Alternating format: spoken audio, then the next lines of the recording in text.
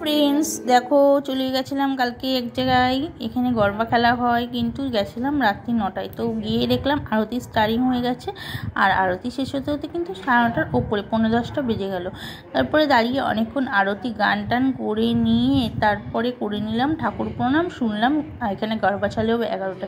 আমি বললাম না এতক্ষণ তো দাঁড়াতে পারবো না, অন্য সময় আবার আসবো, এখন অনেক দিন বাকি আছে, এখনও 4-5 দিন, তো অন্য দিন আসবো।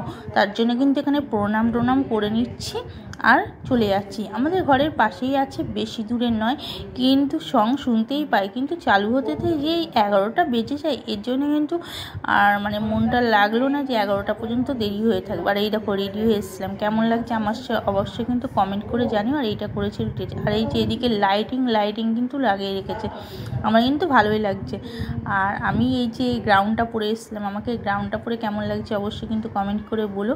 আর আবার আসছি তোমাদের সাথে নেক্সট ভিডিও নিয়ে। ওকে ফ্রেন্ড, বাই বাই।